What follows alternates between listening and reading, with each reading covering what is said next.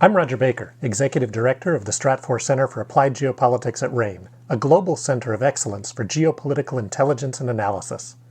Learn how you can put geopolitics to work for your organization at ranenetwork.com.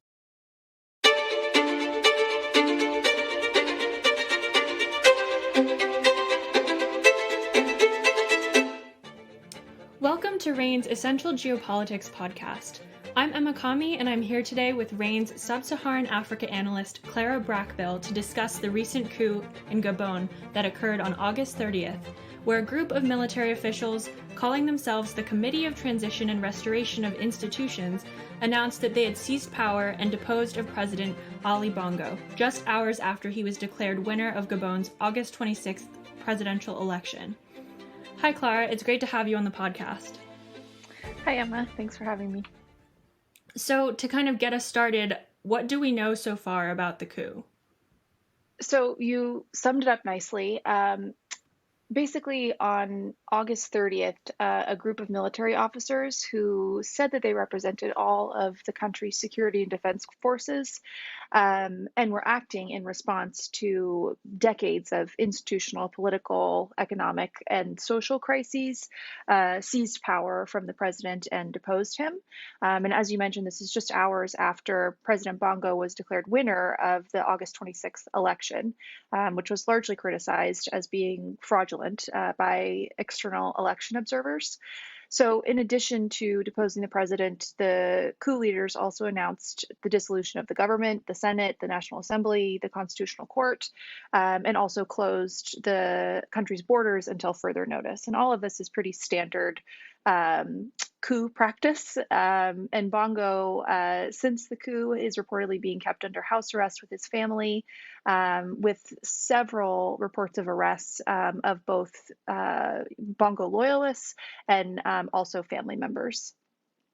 Also important to know, the coup has been largely bloodless. Gunfire erupted briefly in the capital just during the coup, after officers announced the coup. But since then, no major security incidents have come to light. In fact, several hundred people have come out into the streets in support of the military and in support of the coup leaders. And later in the day, on August 30th, a group of soldiers on national television named General Nguema as the transitions leader. So we do have a face now to the coup. That makes, I guess, a lot of sense. Can you explain a little bit more about, I guess, why the citizens of Gabon would be in support of the coup? Certainly, yes. So Bongo has been in power for 2 presidential terms now, but his father ruled the country before that. So the two of them have been in power. The Bongo family, rather, has been in power for about 56 years, almost exclusively since independence in 1960. So widespread discontent with Bongo's rule and authoritarianism suggests that the military has the support of much of the country, which is likely what's limited the disruptiveness of this political change. Both Bongo presidents engaged in repeated fraud, violence, cronyism, corruption, and state capture to not only achieve successive electoral victories, but also for self-enrichment purposes. Wow. So in your opinion, do you think that this military coup will be kind of a switch back to what people are in support of, or is it just kind of another, okay, we're done with that kind of presidency that we don't want, and we're hoping to have something different, or are people actually in support of the military? People are certainly in support of the military, but I think that is different than assurances that this time around will be different. We can look to several other African examples of non-democratic transfers of power, wherein coup leaders promised that institutions would be rebuilt, that there would be constitutional referendums, that there would be greater voter enfranchisement, greater economic opportunities, employment opportunities for their populace. But many times those things have failed to manifest. So in Gabon, while the military is promising all of these very wide sweeping changes, it remains to be seen. There are, of course, many challenges associated with transitional governance periods, namely purging the government of Bongo loyalists. That's going to be one challenge. Bongo's influence is wide and deep, considering that the family was in power for 56 years. And rebuilding those institutions, as I mentioned, is no easy feat. So while the public is, yes, in support of the military, that's not a guarantee that their demands will be met, or that this time around, like you said, will actually be different. As you were mentioning, and as we've been covering at RANE, Africa has experienced several coups in recent years, with military overthrows in Mali, Burkina Faso, Guinea, Niger, and Sudan. Is the coup in Gabon more of the same, or are there different dynamics at play? Yes, so dynamics in Gabon are definitively different than those that are ongoing in the Sahel. So the coup in Niger has been occupying much of the sort of media limelight, and for good reason. There are far-reaching and long-term implications that will likely stem from that coup. However, the dynamics in Gabon are separate. So first of all, as we've just discussed, the authoritarian legacy of the Bongo family appears to have motivated opportunistic military leaders to carry out the coup. Whereas in the recent coups in Niger, the second coup that we've had in 2 years in Mali, the recent coup in Burkina Faso, also the second in a couple years, the junta leaders there called on, or sort of were drumming up anti-French and anti-Western sentiment as the motivation for the coup. So that is one force that is decidedly different. Additionally, the countries in the Sahel that we're talking about here, with the several coups in the last 3 years, are all facing expanding jihadist insurgencies, and we don't have that dynamic in Gabon. So the terrorist and insecurity threats in Gabon are noticeably different, which means that the fallout from the coup will also be different and likely more limited than that in Niger. So yeah, I say all of that to point out that while we're getting a lot of media coverage about Africa's coup contagion and the spread of coups from West Africa down through Central Africa, we need to be cautious about that sort of overarching label, because the local dynamics matter and largely inform the outlook in each of these cases. Yeah, definitely an important distinction to make sure that we're aware of as we talk about this. And what about the international response to this? And where does Gabon go from here and in later years to come?